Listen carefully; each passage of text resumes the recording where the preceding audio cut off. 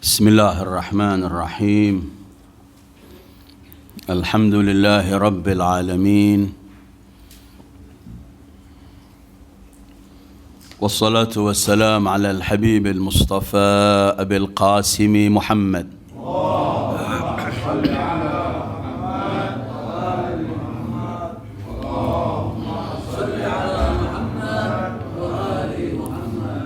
اللهم صل وآله الطيبين الطاهرين وأصحابه المنتجبين ومن تبعه بإحسان إلى يوم الدين اللهم بحق محمد وآل محمد عليك صل على محمد وآل محمد وارزقنا ووالدينا وأزواجنا وأولادنا وذرياتنا من بعدنا حب محمد وآل محمد اللهم أحينا على ذلك وأمتنا على ذلك واحشرنا في زمرة من أحب محمدا وآل محمد مع محمد وآله يا كريم أيها الإخوة السلام عليكم ورحمة الله وبركاته. Alhamdulillah, Allah berikan pada kita kesempatan untuk di hari yang baik, hari Jumat ini kita kumpul bersama, membaca doa, bersalawat dan mengkaji Al-Quran. Dalam beberapa riwayat, setiap umat ini kumpul, umat Rasul sallallahu alaihi wa alihi, kaum mukminin, kemudian mengkaji Al-Quran. Di situ Allah mencurahkan rahmatnya dan memerintahkan malaikat untuk menghadiri majlis-majlis semacam itu. Mudah-mudahan majlis kita diberkahi oleh Allah dan kelak akan mendapatkan pahala, dan kita berikan, hadiahkan pahala itu untuk orang tua-tua kita yang telah meninggalkan kita, pada guru-guru kita dan saudara-saudara kita. Kita masih dalam kajian 100 pesan singkat dari Al-Quran, sebagaimana yang biasa setiap 2 Jumat kita kaji buku ini. Hari ini kita sampai pada halaman ke-63, yaitu firman Allah, a'udzubillahi minasyaitonir rajim, thumma qasat qulubukum min ba'di dzalika fahiya kal hijarati aw ashaddu qaswah. Kemudian setelah itu hatimu menjadi keras seperti batu, bahkan lebih keras lagi. Pelajaran yang tertulis dalam buku ini, dengan kebesaran Allah, tongkat Musa mampu memancarkan air dari batu yang keras. Gunung pun hancur berkeping-keping jika diturunkan Al-Quran kepadanya. Namun anehnya, hati yang keras tidak akan pernah menerima cahaya hidayah. Ia batu jauh lebih baik dari hati yang berpaling dari kebenaran. Ayat ini dalam surat Al-Baqarah ketika Allah membicarakan mengenai Nabi Musa dengan Bani Israel sebagai umat yang paling selalu melanggar para nabinya. Ayat ini berada dalam surat Baqarah ayat 74. Saya bacakan ayat lengkapnya. A'udzu billahi minasyaitonir rajim, thumma qassat qulubukum min ba'di dzalika fahiya kal hijarati aw ashaddu qaswah wa inna minal hijarati lama yatafajjaru minhu al-anhar wa inna minha lama yashaqqaqu fayakhruju minhu al-ma' wa inna minha lama yahbitu min khasyatillah wa ma Allahu bighafilin amma ta'malun. Sering Al-Quran ketika membicarakan mengenai kekejian manusia dalam perilakunya, Allah selalu ketika memberi contoh, baik dengan diberi contoh dengan hayawan atau benda-benda yang lain, selalu Al-Quran menyebutkan bahwa dia lebih keji dari binatang itu, lebih keji dari benda itu. Kenapa? Seperti dalam ayat ini, batu hati yang keras, kal hijarati au ashad, lebih keras dari batu sendiri. Karena kemudian Al-Quran menjelaskan, karena batu masih mengalir dari sungai-sungai itu, air dari batu. Ketika dipukul oleh Nabi Musa, terpancar batu, tafajjarat fambajasat minhu 12 aina. Bahkan Al-Quran menggambarkan apabila Al-Quran ini kami turunkan kepada gunung-gunung, gunung-gunung pun akan rusak atau hancur berkeping-keping. Lau anzalna hadzal qur'ana ala jabalin la ra'aitahu khashi'an mutasaddian min khasyatillah. Gunung akan hancur berkeping-keping ketika Al-Quran diturunkan. Tetapi hati manusia tidak. Bani Israel ini melihat semua mukjizat di hadapan Musa, tetapi mereka tetap hati mereka keras. Ayat ini apakah hanya untuk mereka? Tidak. Allah menceritakan mereka, tapi ayat ini untuk seluruh manusia umat Muhammad sallallahu alaihi wasallam. Qaswatul qalb, thumma qasat qulubukum. Bahasa Al-Quran ketika mensifati hati bermacam-macam. Ada al-qalbul qasi, ada al-qalb marid, fi qulubihim maradun fazadahumullahu marada. Ada hati yang mutmain. Kemarin kita kaji, ala bi dzikrillah tatmainnul qulub. Ada hati yang telah terstempel, ditutup, enggak lagi mampu masuk kebenaran, yaitu taba Allah ala qulubihim atau khatam Allah ala qulubihim. Ada hati yang penuh dengan keraguan, fartabat qulubuhum, penuh dengan keraguan. Atau ada hati yang penuh dengan kekhusyuan, yaitu hati seorang mukmin ketika membaca Al-Quran langsung ada kekhusyuan dalam Al-Quran. Hati keras. Padahal seluruh aktivitas yang dilakukan manusia itu adalah yang dihitung oleh Allah cuma hatinya. Semua amalan kita ini akan ada nilai tergantung ketika hati kita melakukannya dengan apa. Karena itu hati adalah merupakan sesuatu yang paling penting untuk diopeni, dirawat. Sebagaimana dalam bentuk jasad, dalam bentuk tubuh kita pun hati yang paling penting. Ketika membicarakan dalam Islam kesucian hati, jiwa dan semuanya, itu sesuatu yang paling penting karena itu jiwa kita, itu roh kita. Semua amalan kita tidak akan bernilai. Coba kita renungkan ayat Al-Quran ketika Allah menggambarkan kelak ketika kita dibangkitkan di hari kiamat. Apa yang akan memberikan manfaat pada kita? La yauma la yanfa'u malun wala banun illa man atallaha biqalbin salim. Di hari ketika harta, anak, semua tidak akan memberikan manfaat. Apa yang memberikan manfaat? Kecuali siapa yang datang kepada Allah biqalbin salim, dengan hati yang bersih. Allah enggak mengatakan illa man ata bi salatin, illa man ata bi saumin, illa man ata bi zakat, illa man ata bi jihad, karena semua perilaku dan amalan ini sentralnya di hati. Banyak orang melakukan sesuatu baik tapi enggak bernilai di hadapan Allah karena ketika melakukan hatinya enggak terkontrol, bukan untuk Allah. Illa man atallaha biqalbin salim. Anak, harta, semua tidak akan memberikan manfaat di hari itu kecuali orang yang datang kepada Allah, menghadap Allah dengan hati yang bersih. Su'ilar Rasul sallallahu alaihi wa alihi, mal qalbus salim? Apa yang dimaksud al-qalbus salim? Rasul menjawab, dinun bila syakkin wala hawa. Agama yang tidak tercampur sama sekali keraguan atau tercampur dengan hawa nafsu. Agama murni dengan keyakinan kepada Allah dan tidak menawar ketentuan Allah. Semua na'am, tidak pernah melakukan sesuatu atas dasar hawanya. Ada orang beragama tapi sesuai keinginannya. Sementara qalbun salim adalah din bila syakkin wala hawa wa amalun bila sum'atin wala riya. Hati yang bersih itu adalah agama yang penuh dengan keyakinan tanpa mengikuti hawa nafsu, dan amal perbuatan yang tidak dibarengi dengan ingin terkenal atau hanya dengan riya, ingin dipuji orang. Tafsiran banyak qalbun salim, antara lain itu Rasul menjawab. Dalam riwayat lain Rasul mengatakan qalbun salim adalah hati yang tidak ada kecuali Allah di dalamnya. Dia bisa mencintai apapun tapi mencintai karena Allah. Yang ada cuma Allah di hatinya.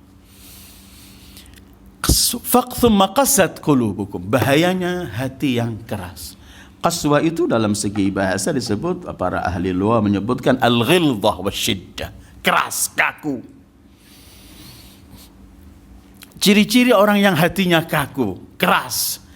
Disebutkan pertama, hati yang kaku itu adalah hati yang tidak pernah mau tunduk kepada kebenaran. Dia selalu menjawab kebenaran. Dia selalu ingin mencari dalil-dalil untuk menolak kebenaran itu. Al-qalbul qasi walladzi la yakhdha' lil haqq. Dan tidak pernah mengiyakan kebenaran. Dia mencari saja. Kedua, salah satu tanda orang yang hatinya keras itu tidak pernah khusyuk di hadapan kebenaran. Ada orang mendengarkan sesuatu kebenaran, terus hatinya merasakan sebagaimana Allah pernah gambarkan para orang-orang ulama di zaman yang orang-orang berilmu di zaman terdahulu, zaman yang menerima kitab sebelum datangnya Al-Quran. Ada sebagian ulama-ulama kalau mereka mendengarkan tanda-tanda Allah, membaca sesuatu kebenaran, langsung mereka kharru sujadan, sujud dan menangis penuh khusyuk. Orang yang hatinya keras tidak pernah merasakan khusyuk mendengar kebenaran. Cerita yang dibawa oleh Al-Quran segala macam gak masuk semuanya. Itu kedua. Ketiga, orang yang hatinya keras itu contoh alamatnya atau tanda-tandanya, nasihat, teguran semua tidak pernah masuk di hatinya. Tidak pernah menerima semua itu. Bahkan kalau dinasihati mungkin dia akan menjawab dengan kecompaannya. Idza qila lahu ittaqillah akhadhathu al-'izzah bil its. Kalau dikatakan bertakwalah kamu, ingatlah, dia tambah marah, menampakkan kecongkaannya. Tanda-tanda orang yang hatinya keras. Dan keempat, tanda-tanda orang hati keras itu tidak pernah iba dan kasihan melihat apapun di hadapannya. Tangisan anak yatim, jeritan orang yang miskin, orang yang mazlum, semua tidak ada baginya. Itu tanda-tanda orang yang hati al-qasi, hati yang keras. Al-Quran sering membawa kalimat-kalimat ini. Qasiyat qulubuhum, thumma qasat qulubuhum. Hati yang keras. Hati yang sudah keras tidak akan lagi mau mendengarkan kebenaran. Tetapi pertanyaannya dari mana? Karena itu kan kita diajarkan dalam Al-Quran itu, kita dalam doa ta'qib setelah salat, salah satu yang diajarkan Rasulullah ialah Allahumma inni a'udzubika min nafsin la tashba' wa min qalbin la yakhsha'. Ya Allah, aku berlindung dari jiwa yang enggak pernah kenyang dan hati yang tidak punya khusyuk. Dikasih teguran ini, dikasih ayat ini, cerita ini, semua marra ka'annahu la syai'. Lewat seakan-akan tidak menemukan sesuatu. Karena itu kemudian dalam beberapa riwayat, hati keras orang yang na'udzubillah, mudah-mudahan Allah selamatkan kita dari penyakit ini, sanksi sebenarnya ini. Sebenarnya akan saya terangkan. Karena orang yang hati keras itu adalah termasuk kesengsaraan. Manusia yang celaka dan sengsara itu adalah yang memiliki hati keras. Rasul pernah, salah satu wasiat Rasul kepada Al-Imam Ali bin Abi Thalib, beliau pernah berkata begini, Ya Ali, arba'u khisal minas syaqa. Ada 4 perkara itu murni termasuk dari golongan kesengsaraan. Pertama, jumudul ain, hati yang kering, enggak pernah nangis. Allah, kena segalanya enggak nangis. Kedua, qasawatul qalb, hati yang keras. Ketiga, bu'dul amal, terlalu banyak angan-angan terus, itu kesengsaraan itu. Dan keempat, hubbul baqa, ingin terus, ingin hidup dengan dunia, cintanya dengan keindahan, takutnya mati, semua dia urusan, kepingin tetap tinggal. Jadi kata Rasulullah kepada Imam Ali, 4 dari kesengsaraan. Pertama adalah jumudul ain, hati enggak pernah, mata enggak pernah nangis, beku mata. Kedua, qasawatul qalb, hati yang keras, kaku, tidak pernah mendengar apa-apa. Ketiga, bu'dul amal, angan-angan khoyal terus, ini sengsara ini. Keempat, hubbul baqa. Jadi al-qasawa, kekerasan hati itu termasuk minas syaqa, termasuk kesengsaraan. Kedua, riwayat menunjukkan bahwa hati yang keras itu adalah sanksi Allah yang paling besar Allah berikan pada seorang mukmin. Allah. Dan Allah kan suka memberikan sanksi. Orang melanggar dapat sanksi. Dan sanksi yang berat itu termasuk sanksi yang berat yang diberikan oleh Allah kepada seseorang adalah ketika dijadikan hatinya keras. Al-Imam Al-Baqir beliau pernah berkata begini, Inna lillahi uqubat fil qalb. Innalillahi uqubat fil qalb wal abdan. Allah ini punya sanksi yang diberikan baik di hati maupun dalam fisik dan tubuh manusia. Dhangkun fil ma'isha, sempit dalam hidup termasuk sanksi yang Allah berikan. Sempit itu bukan gak harus miskin ya. Ada orang kaya tapi sempit dalam kehidupannya karena nggak pernah melihat kenikmatan dalam yang dia miliki. Jadi dhangkun fil ma'isha itu yang Allah pernah sebutkan, yang pernah kita kaji ketika kita membicarakan masalah mengingat Allah. Wa man a'rada an dzikri fa inna lahu ma'isyatan dhanka. Kata Imam Al-Baqir salamullahi alaih, inna lillahi uqubat fil qulubi wal abdan. Allah ini punya sanksi-sanksi yang diberikan baik pada hati maupun kepada jasad dan tubuh manusia. Pertama, dhangkun fil ma'isha, termasuk sanksi, sempit dalam hidup. Apapun yang dimiliki tetap dia sempit. Kedua, wa wahnun fil ibadah, lemah dalam ibadah, malas ibadah, hati-hati. Itu sanksi. Ada sesuatu yang kita lakukan. Sering para salihin yang biasa mereka bangun malam, ketika tiba-tiba suatu saat mereka nggak bangun malam, bangun sudah adzan, dia nangis. Dosa apa yang pernah saya lakukan?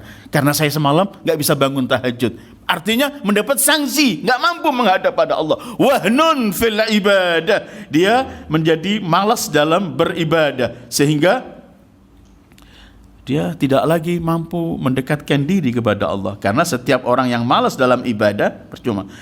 Kemudian beliau menyebutkan dhangkun fil ma'isha, terakhir adalah qasawah.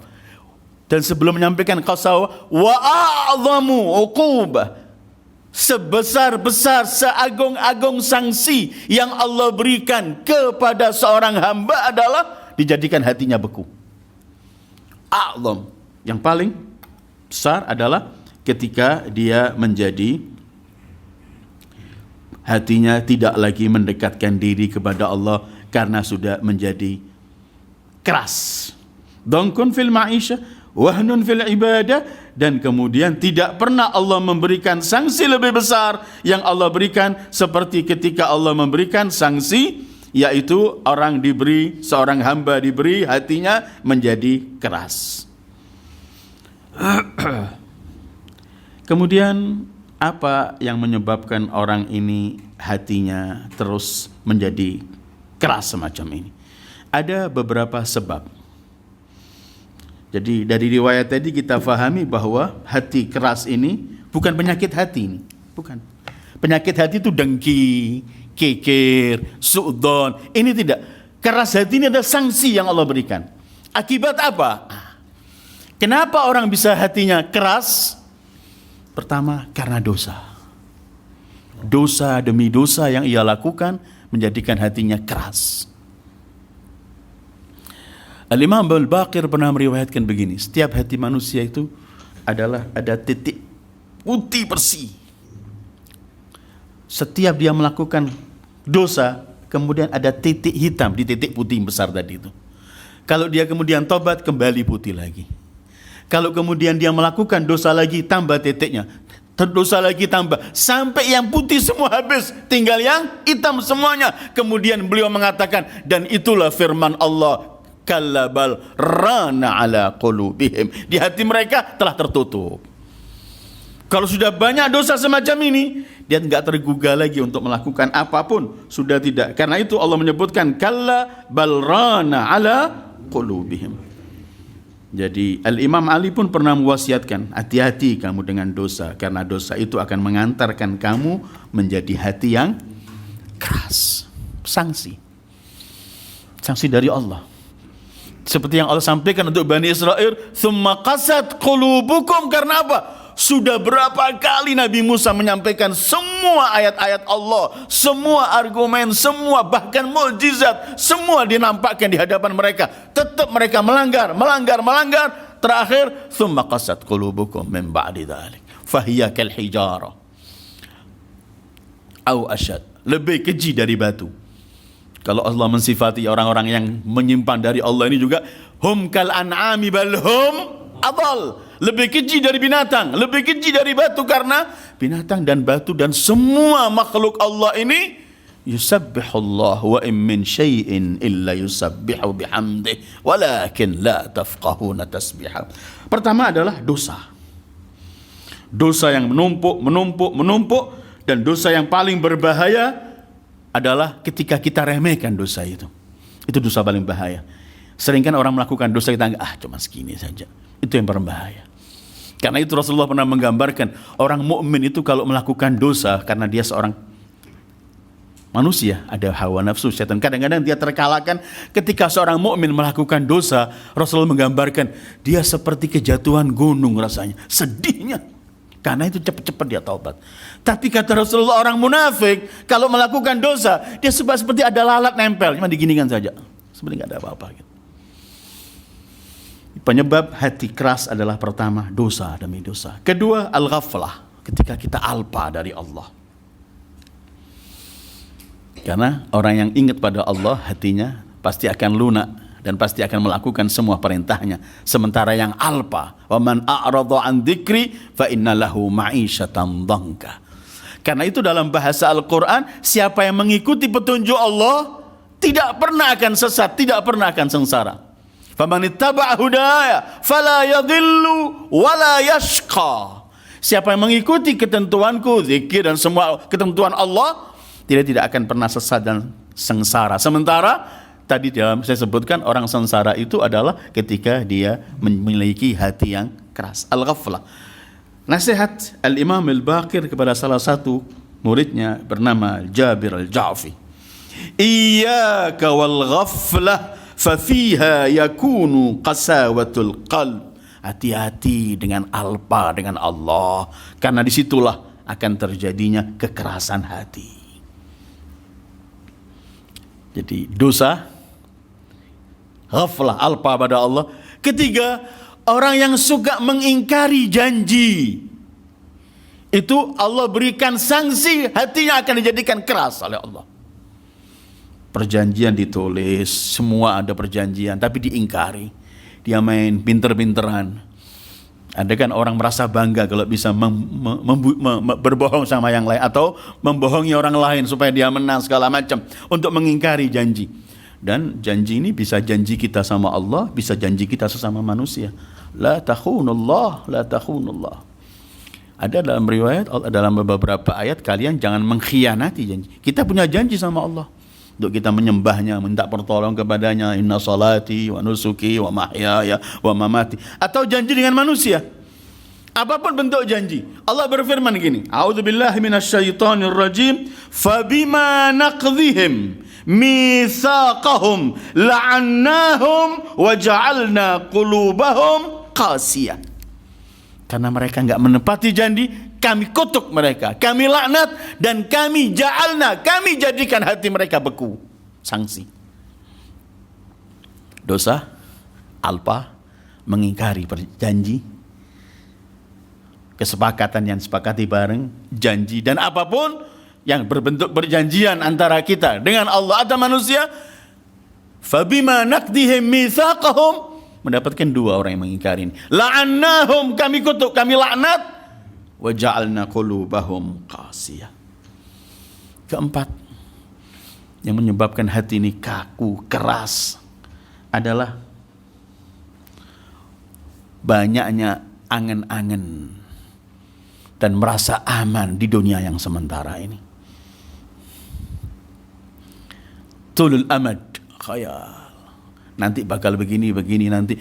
Dia sudah nggak pernah lagi melihat apa setelah kehidupan ini.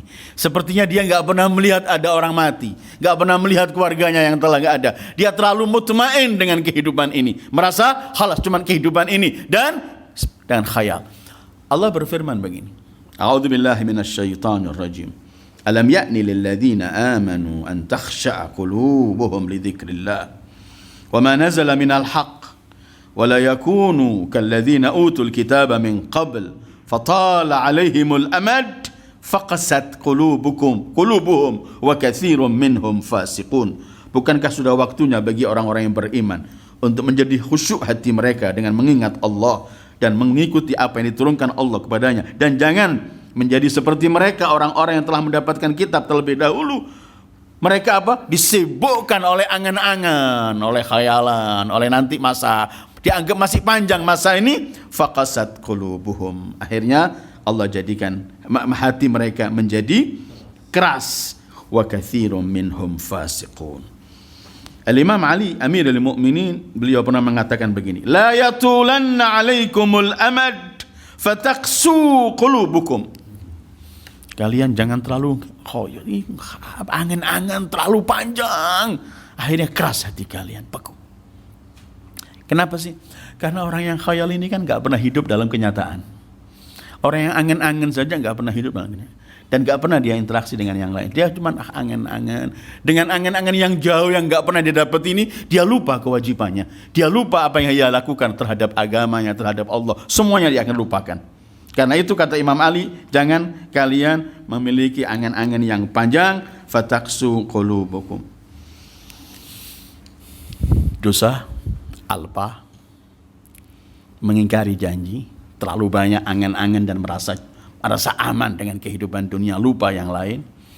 Kelima, banyaknya bicara dalam hal-hal yang tidak penting dan tidak ada membawa dia kepada kepentingan. Ada orang bicara sedang mengkaji ilmu, ada orang bicara sedang bergurau untuk menyenangkan hati tapi baik. Tapi ada orang gak pernah berhenti bicara, membicarakan halnya orang sana, bicarakan sini segala macam. Semua pembicaraan cuman dimanapun dia ada membicarakan hal-hal yang tidak membawa dia ingat kepada Allah, bahkan menjerumuskan dia kepada kehancuran. Salah satu faktor dan penyebab membuat orang menjadi keras hatinya, sebagaimana dalam riwayat Rasul pernah bersabda begini sallallahu alaihi wa alihi, la tukthirul kalam bighairi dzikrillah fa inna kathratal kalam bighairi dzikrillah qaswatul qalb. Inna ab'adan nasi minallah al-qalbil qasi. Jangan kalian berbicara dengan hal-hal yang enggak membawa kalian, mengingatkan kalian jangan kalian banyak berbicara selain daripada zikir pada Allah. Zikir itu bisa tasbih, bisa majlis ilm, bisa cerita yang membawa kebaikan, bisa menyenangkan orang dalam hal-hal yang tidak melakukan dosa. Itu semua masih membawa kita kepada Allah. Tetapi jangan bicara hal-hal yang tidak ada hubungannya sama sekali dengan mengingat Allah. Karena pembicaraan yang tidak bernilai, enggak menghubungkan kita dengan Allah itu, kata Rasulullah sallallahu alaihi wa alihi, fa inna kathratal kalam bighairi dzikrillah qaswatul qalb. Karena banyaknya bicara tanpa mengenang Allah adalah membuat hati keras. Kemudian beliau mengakhiri begini, sabda beliau sallallahu alaihi wa alihi, inna ab'adan nasi minallah al-qalbul qasi. Orang yang paling jauh dari Allah adalah orang yang hatinya keras. Wa na'udzubillah. Paling jauh dari ab'adan nas, kata Rasulullah, paling jauh sekali. Kelima. Keenam, yang membuat hati ini keras, banyaknya makan haram. Orang yang terlalu banyak diisi haram, dagingnya tumbuh, darahnya tumbuh dengan haram, tidak pernah akan memiliki hati yang lembut, lunak. Ingat kita dalam peristiwa Asyura, di hari ke-10 di hari Asyura, ketika Imam Husain masih berusaha ingin menyadarkan umat yang akan memerangi beliau, yang akan membunuh beliau. Berkali-kali dikenalkan siapa saya segala macam. Terakhir khutbah yang beliau sampaikan. Dan setelah ini langsung terjadi peperangan, mereka diserang oleh musuh-musuh biadab itu. Imam Husain mengatakan, ayuhan nas isma'u, dengarkan. Mereka teriak-teriak, isma'u. Mereka teriak. Terakhir Imam mengatakan, pasti kalian tidak pernah akan mendengarkan apa yang akan saya sampaikan, karena perut-perut kalian telah penuh dengan yang haram. Perut-perut yang haram itu sehingga kita bisa melihat bagaimana kekejian, kebingasan yang terjadi di Karbala. Karena apa? Sudah keras semua hati mereka, dipenuhi dengan haram. Jadi hati yang keras, salah satu faktor penyebabnya adalah terlalu banyak makan haram. Ketika orang banyak makan haram, sudah enggak pernah hati.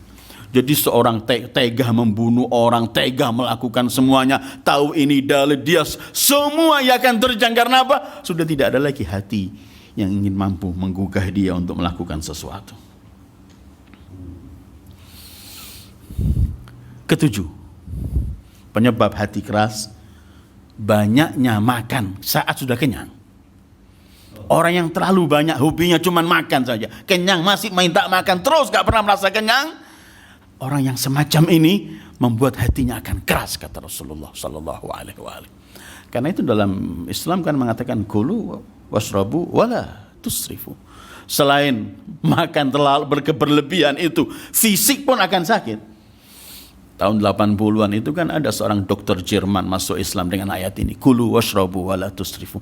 Setelah dia kaji, dia menemukan bahwa semua penyakit yang ada ini adalah akibat dari mah, perut, dan semua perut ini dikarenakan karena berlebihan dalam makan. Katanya dokter itu setelah masuk Islam dalam kajian kulu washrabu wala tusrifu, dia kemudian minta supaya ditulis di kaligrafi yang besar dan diletakkan depan pintu prakteknya, kulu washrabu wala tusrifu. Wa sadaqal imamus sadiq salamullahi alaih. Ketika beliau datangi dokter dari India, dokter itu tidak beragama Islam, kemudian dia berkata, wahai Ja'far putra Muhammad, apakah dalam Quran yang turun pada kalian, pada datukmu itu ada membicarakan masalah kedokteran? Kata Imam, ada. Dari 30 juz itu cuma separuh, satu ayat. Semua kedokteran di situ. Apa itu? Kata sang dokter itu. Imam membaca ayat tadi, kulu washrabu wala tusrifu. Makanlah, minum, jangan berlebihan. Semua penyakit di sini. Karena itu ada riwayat dari Rasulullah, al-ma'idatu baitud da'. Perut ini adalah sumber rumah penyakit. Salah satu menjadikan hati keras, orang kalau sudah sibuk cuma makan, gak pernah lihat yang lain. Hatta kondisi waktu dia makan akan berebut supaya yang lain gak dapat. Dalam kondisi dia makan juga sudah nampak kalau hatinya keras. Jadi kata Rasul, salah satu yang menyebabkan orang supaya tidak hatinya keras adalah jangan terlalu. Begini Rasulullah bersabda, qala sallallahu alaihi wa alihi, man ta'awwada kathratut ta'ami wasyarab qasa qalbuh. Siapa yang terlalu sering terus menjadikan kebiasaannya hanya sibuk makan, minum, terus dia qasa qalbuh, hatinya akan keras. Dalam riwayat lain beliau sallallahu alaihi wa alihi beliau berkata begini, bersabda begini, la tumitul qulub bi kathratit ta'ami wasyarab. Jangan matikan hati kalian karena terlalu banyaknya makan dan minum. Fa innal quluba tamutu kazzar' idza aktsara 'alaihi al-ma'. Karena hati itu akan mati. Seperti apa? Seperti tumbuh-tumbuhan. Kalau terlalu banyak air, dia akan mati tumbuh-tumbuhan itu. Karena itu jangan terlalu makan dan minum sewajarnya. Orang lapar juga enggak terlalu bagus. Tapi dia hendaknya makan secukupnya. Jangan berlebihan, karena berlebihan akan membuat ada dua ini, sakit fisik dan akan mendapat sanksi hati menjadi keras, dan dua-duanya akan membuat kita sengsara. Wa na'udzubillah. 7 itu masih banyak mungkin, tapi setidaknya ada 7 itu yang menjadikan orang hatinya keras. Sekarang apa cara kita mengobati supaya hati kita ini enggak keras? Kalau tadi itu ada beberapa penyebabnya, sekarang obatnya apa? Pertama adalah beristighfar kepada Allah, bertasbih, mendekatkan diri kepada Allah, meninggalkan dosa. Itu pertama, karena dia datangnya karena dosa dan sanksi. Pertama adalah istighfar. Perbanyak. Sayyidil wujud Muhammad sallallahu alaihi wa alihi.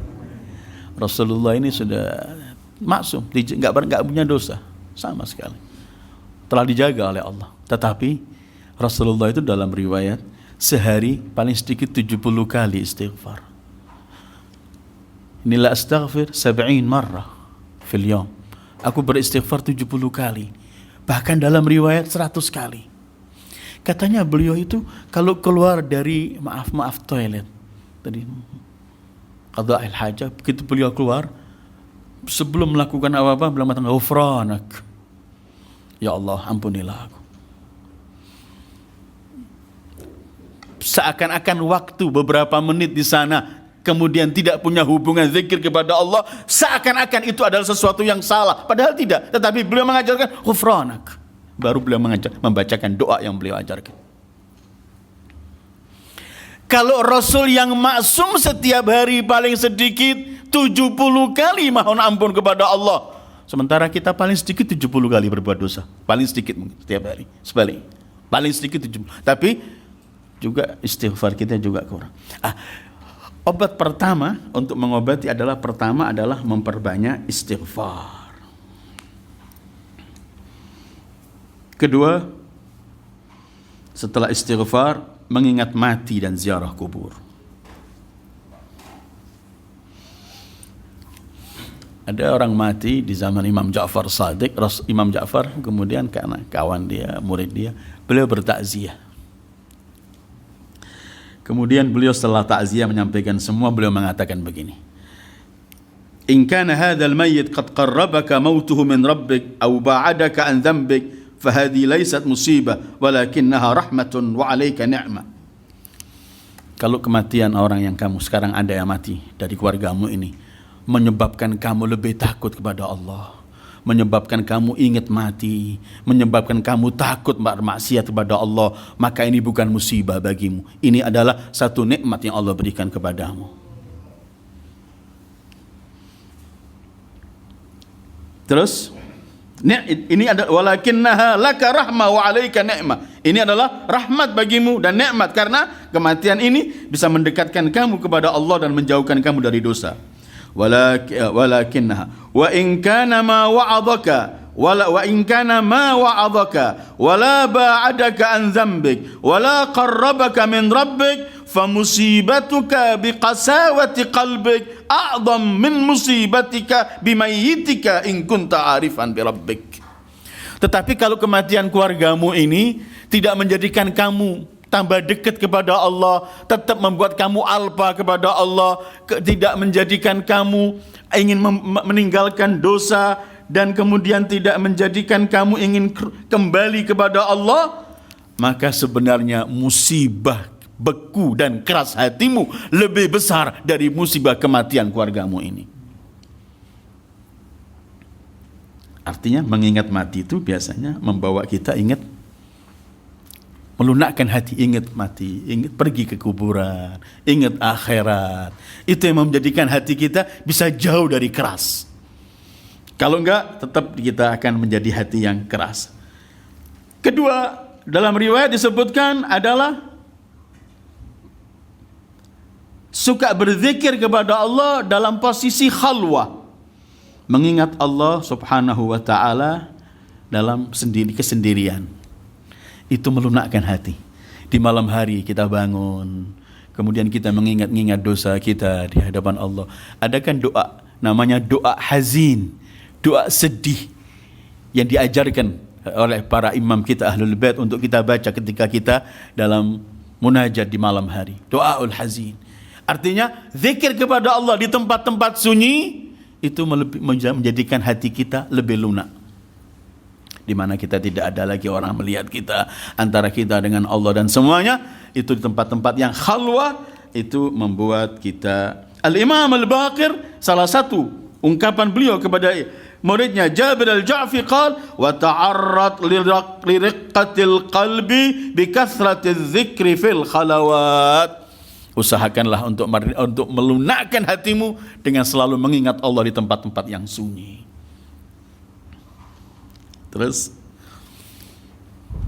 berikutnya, supaya hati kita lunak, yang sering ngopeni orang-orang yang memerlukan bantuan, anak yatim, orang-orang yang janda-janda yang memerlukan bantuan, orang miskin, itu melunakkan hati dalam beberapa riwayat. Jadi akan saya bacakan nanti. Ada seorang datang pada Rasulullah mengeluh, hati saya ini beku keras ya Rasulullah. Dengarkan, orang ini datang pada Rasulullah begini. Anna rajulan syaka ila Rasulillah sallallahu alaihi wa alihi. Faqal syaka ila Rasulillah sallallahu alaihi wa alihi qasawata qalbi. Orang ini mengadu pada Rasulullah karena kerasnya hatinya. Faqal, Rasulullah ngasih obat ini. Orang ini datang melaporkan bahwa hatinya keras. Rasulullah ingin menyelesaikan masalah. Faqala idza aradta an yalina qalbak fa'at'imil miskin wamsah ra'sal yatim. Kalau kamu ingin hatimu lunak, maka berilah makan orang miskin dan eluslah kepala anak yatim dengan penuh rahmat dan kasih sayang. Melunakkan hati. Kalau melihat orang miskin kelaparan, melihat anak yatim segala macam, hati enggak tergugah, kan bahaya ini. Supaya menghidupkan hati yang mati ini, kata Rasulullah, at'imil miskin wamsah ra'sal yatim. Dalam riwayat lain beliau mengatakan, fa inna lil yatimi haqqa. Ada riwayat lain panjangannya, pluslah, usaplah kepala anak yatim dengan penuh kasih sayang, karena anak yatim ini punya hak. Dan ketika kita berikan haknya, Allah akan berikan hak kita, dengan Allah akan melunakkan hati kita. Jadi mengingat Allah, selalu istighfar kepada Allah, ingat mati dan kuburan dan segala macam. Kemudian kita dianjurkan untuk menzikir kepada Allah di tempat-tempat yang sunyi, memperhatikan orang-orang yang memerlukan bantuan, orang-orang miskin, anak yatim dan semuanya. Dan kelima, usahakan banyak menangis. Menangis yang akan melumerkan hati. Bukankah Imam Ali pernah mengatakan, ma jafatil uyun illa liqaswatil qulub wa ma qasatil qulub illa likathratil dhunub. Tidak bekunya mata ini sehingga enggak bisa menangis kecuali karena bekunya hati. Dan tidak menjadi beku dan keras hati ini kecuali karena banyaknya dosa. Karena itu nangis, kita menangisi dosa kita, menangisi apa yang akan terjadi kelak di hadapan Allah. Kita menangisi masaib ahlul bait alaihimussalam. Kita menangisi mereka. Semua ini akan melunakkan hati. Karena itu kita diajari, kalau dalam riwayat, kalau kamu belum mampu menangis, tangiskan, usahakan supaya kamu menangis. Karena setiap ada tangisan ini membuat hati lebih lunak. Jadi supaya kita mengobati hati yang kasar dan keras itu adalah selalu istighfar, mendekatkan diri kepada Allah, ingat mati, ingat kuburan dan semua itu. Kemudian kita mengingat Allah, zikir pada Allah di tempat-tempat yang sunyi dan kosong. Kemudian kita juga dianjurkan untuk memberikan, menyantuni orang yang memerlukan santunan, anak yatim, orang miskin dan semuanya. Dan kelima, perbanyak nangis. Karena dengan banyak nangis kita akan bisa mengatur hati kita. Kalau enggak, ayolah ikhwah, kita sudah lewat dalam beberapa kajian yang saya sampaikan ini berkaitan dengan hati yang keras. Jadi hati yang keras itu merupakan sanksi akibat dari perbuatan dosa demi dosa sehingga hati kita. Dan kalau sudah hati ini sudah rusak, tidak ada lagi yang bisa kita mampukan. Karena semua yang dilakukan oleh anggota badan ini tergantung instruksi hati. Bahkan karena itu Rasulullah pernah bersabda, ala inna fil jasadi mudghah, idza saluhat salahal jasadu kullu, wa idza fasadat fasadal jasadu kullu, ala wa hiyal qalb. Ada satu segumpal darah, kata Rasulullah, kalau dalam jasadmu. Kalau ini baik, seluruh anggota akan baik, anggota badanmu. Kalau ini rusak, seluruh anggota badanmu akan rusak. Apa itu? Al-qalb. Dalam bentuk fisik pun begitu. Ini kita enggak bicarakan hati yang ada dalam kaki ini, kita enggak. Kita bicarakan hati mulai tadi adalah hati yang Allah sebut yang dalam ayat summa qasat qulubukum wa taba Allah ala qulubihim, bukan berkaitan hati fisik ini, tapi jiwa kita adalah ketika hati ini bersih, semua akan menjadi indah. Ketika hati ini penuh dengan cahaya, maka cahaya itu akan memancarkan semua ke anggota badan. Mata kita akan bercahaya dengan cahaya baik, telinga kita dan semuanya. Dan sebaliknya, kalau sudah hati, karena itu kata Imam Al-Baqir, saya akhiri, Imam Baqir menyebutkan hati ada 3. Hati makus, hati yang terbalik begini. Sama sekali enggak pernah tergugah untuk melakukan kebaikan. Tidak sama sekali ingin melakukan kebaikan, disebut dalam bahasa riwayatnya tidak pernah ingin melakukan al-khair, kebaikan. Mungkin kita bertanya, ada orang wa huwal qalbul kafir, kata Imam Ja'far, itu hati seorang kafir. Artinya kebaikan di sini mungkin kita bertanya, ada orang kafir melakukan kebaikan? Iya. Inti kebaikan yang bicarakan dalam Islam ini adalah kebaikan yang akan mengantarkan kebaikan muka akhirat. Semua kebaikan yang kita lakukan enggak mengantarkan kita ke akhirat, tidak ada nilainya. Walal akhiratu khairun laka minal ula. Wal akhiratu khairun wa abqa. Kata Imam Baqir, ada hati yang tertutup, terbalik, tidak sama sekali mampu memikirkan kebaikan dan semuanya, dan itu hati seorang kafir. Kedua, hati yang di dalam hati ini ada dua perkara, ada tercampur kebaikan dan kejelekan, terus berkelahi. Mana yang lebih kuat dia akan menguasai. Ini hati orang munafik, hati orang yang sedang gahlu melakukan sesuatu pelanggaran. Dia ada dua, mana yang lebih kuat dia akan menguasai. Ketiga, kata Imam, qalbun maftuh, hati yang terbuka. Di dalam hati itu masabih tazhar, cahaya-cahaya yang mengeluarkan cahayanya, lampu-lampu yang mengeluarkan cahayanya, tidak pernah padam sama sekali. Itulah hati seorang mukmin, kata Imam.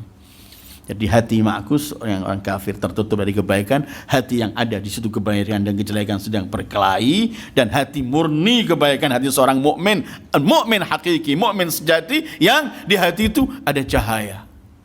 Cahayanya nggak pernah padam, dan cahaya itulah yang membisiki kita untuk ketika melakukan perbuatan mendekatkan diri pada Allah dengan kontrol niatnya. Karena tanpa niat yang benar, sebagaimana saya sampaikan dalam muqaddimah, yang akan menyelamatkan kita di akhirat adalah semua yang berkaitan dengan hati. Yauma la yanfa'u malun wala banun illa man atallah biqalbin salim. Itulah kajian kita hari ini berkaitan dengan hati yang keras sebagai sanksi, penyebab-penyebabnya, dan cara kita lepas darinya. Mudah-mudahan Allah jadikan hati kita lunak, hati yang mutmainnah, hati yang wajilah kalau mendengarkan ayat-ayat Al-Quran, hati yang selalu ingin membawa kita kepada Allah, dan mudah-mudahan kita dijauhkan dari hati yang keras dan kasar, sehingga kita akan menjadi orang yang baik, hidup dalam kebaikan dan mati dalam posisi kebaikan, dan kelak dibangkitkan dengan manusia-manusia baik. Wassallallahu ala khairi khalqihi Muhammad wa alihi ajma'in. Wassalamu alaikum warahmatullahi wabarakatuh.